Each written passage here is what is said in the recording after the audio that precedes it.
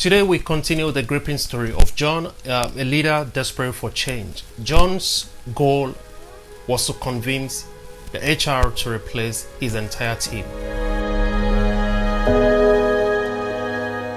But what happens next in coaching will surprise you. Stay tuned to find out how this journey unfolds and transforms his leadership approach.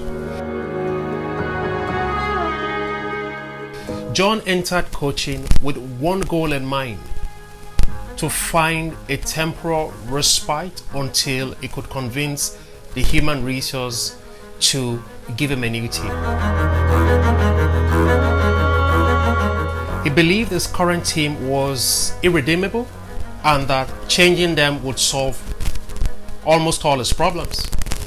In our first session, I asked John a series of thought-provoking questions.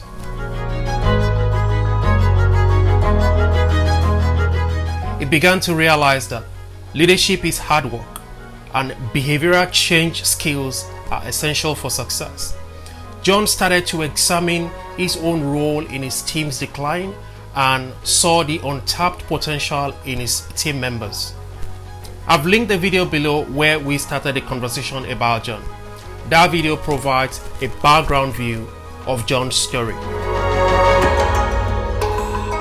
As our coaching sessions progressed, it became clear that John's quick fix would only offer short-term relief. It wouldn't address the root issues.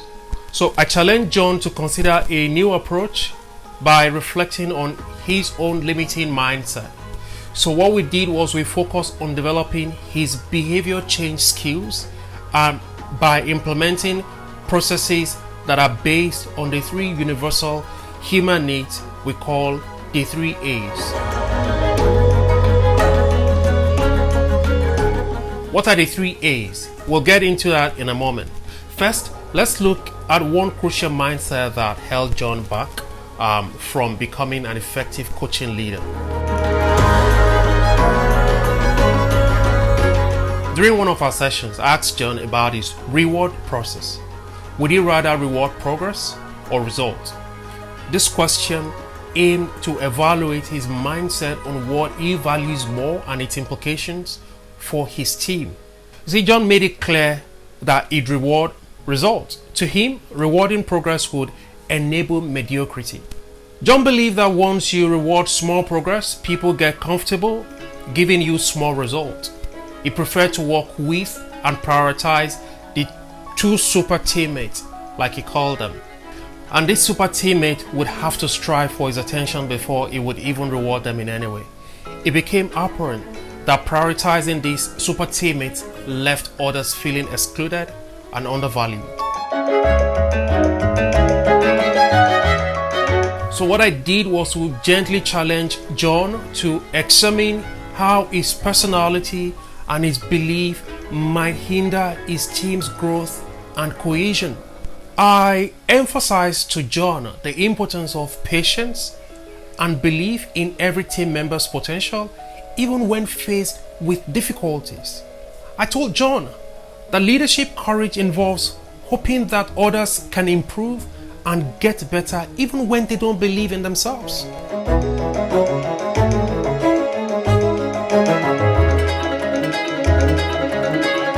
Yeah, John's frustration, like every other person, is a reflection of his belief system.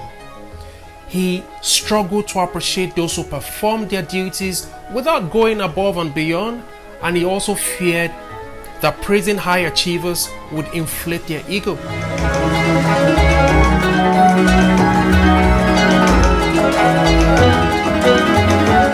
What I did was to help John understand that a leader who values progress would create an environment that prioritizes long-term development and continuous learning and even perseverance. This particular approach would also lead to sustained high performance, as team members would feel motivated by recognizing their effort. They are more likely to take initiative and innovate and collaborate. I made John to understand that focusing on progress also strengthens team cohesion, as individuals support one another in their growth journeys, fostering a collective we mindset. But on the other hand, a leader who prioritizes just results may achieve short-term gains, and from what we are seeing, this is John. He achieved short-term gains, but then he risked long-term negative consequences.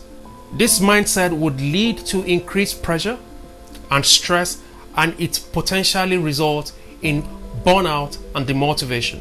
See, as a leader, an exclusive focus on results can cause team disintegration as individuals become self-focused and competitive, undermining collaboration and shared goals. John needed to learn that rewarding progress while celebrating results is a more balanced and effective approach, and this promotes both immediate success and sustained teams' well-being and cohesion.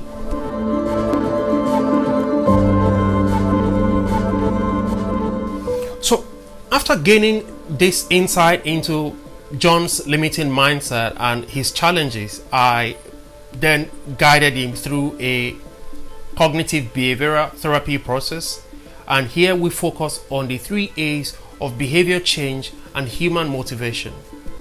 We focused on attention, affection, and acceptance. This approach aimed to enhance his leadership skills by fostering a supportive environment that nurtures growth and collaboration.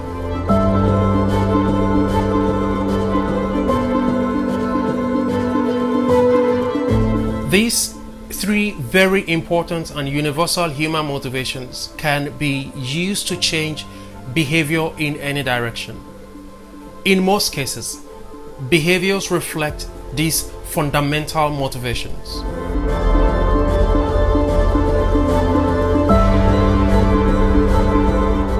A leader needs to understand what to look for to see which motivation element or combination of elements is causing the behavior that they observe in their team. For instance, if people stop making effort to improve, it could be due to a lack of recognition of their initial effort. And that's an attention element in the 3 A's. Another example is that if an individual decides to sabotage a team's effort, it could be because they have no sense of belonging. Therefore, the success of the team matters less to them. That's an acceptance element in the 3 A's.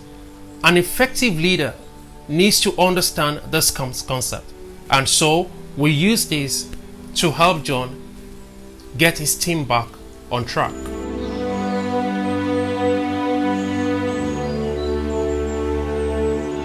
So the first step was building John's understanding of the importance of attention in reinforcing positive behaviors.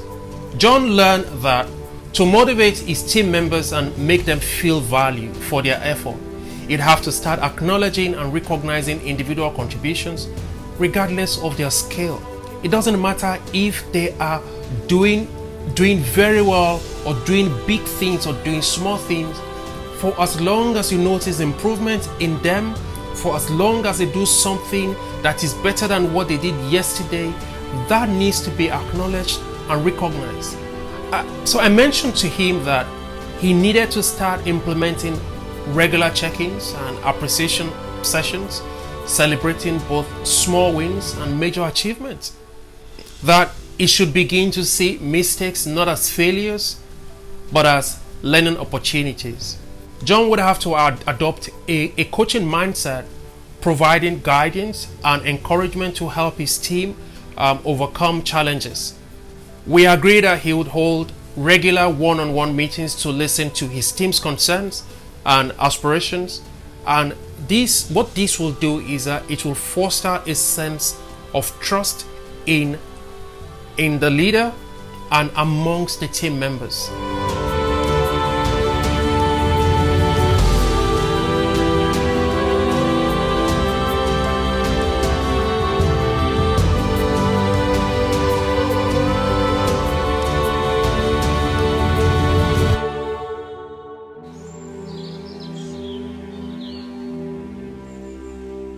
Next, we focused on attention because John previously struggled to cultivate meaningful connections within his team.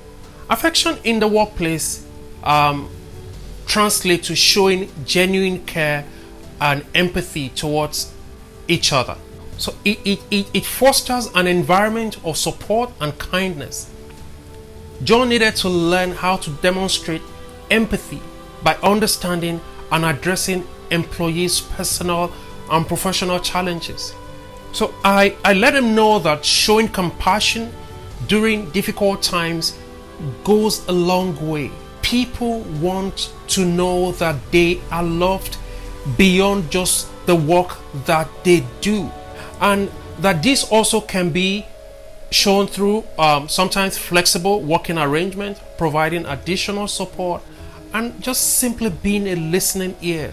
Sometimes people just want others or people that listen to them, because the world is so full of noise and full of people who only share. So sometimes we just want people who can just listen to us when we onboarding our minds to them. So to further cultivate affection in his team, John and I agreed that he would cultivate a culture of mutual support and appreciation. He would encourage team members to recognize and support each other, which would create a network of care within the team. John also learned that he would have to implement programs that support employees' physical, mental, and emotional well-being.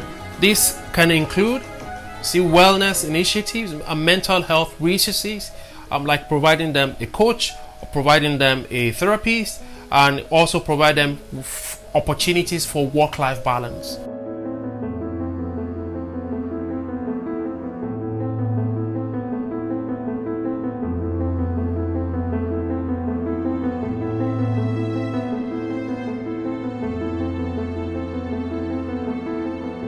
And lastly, we address the issue of acceptance with John. People want to know that they are accepted. People want to belong. Helping John to develop patience and belief in each team's members' potential, despite any difficulty, would be very beneficial to John. So John learned that he would have to create a more inclusive environment where he ensures that every member felt acknowledged for their unique skills and backgrounds. So in the session, I had to gain the consent of John on all the things that we discussed about, and he agreed with me that he would have to promote diversity and inclusion in his team, that he would ensure that all employees, regardless of background of performance, feel welcome and valued. He said he would ensure an open door policy where everyone feels comfortable sharing their ideas, concerns, and feedback. I applauded John for this, because I told him that this would encourage diverse perspectives and it would ensure that everyone's voice is heard.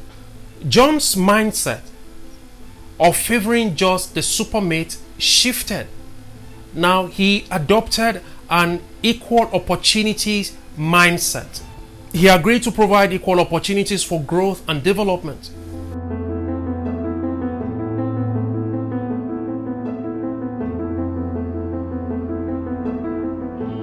As leaders, we can integrate attention, affection, and acceptance elements to create a holistic approach to behavior change.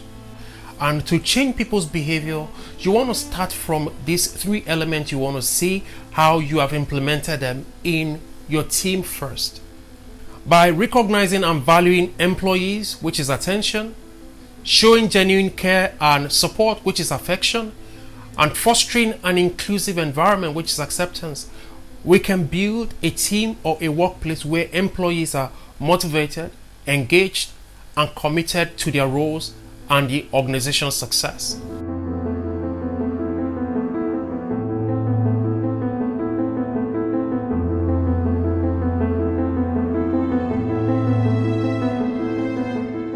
John, no longer seeking temporary respite, not wanting to change his team, wanting to try out new things, John emerged from coaching with a renewed perspective on leadership and a profound appreciation for his team's potential.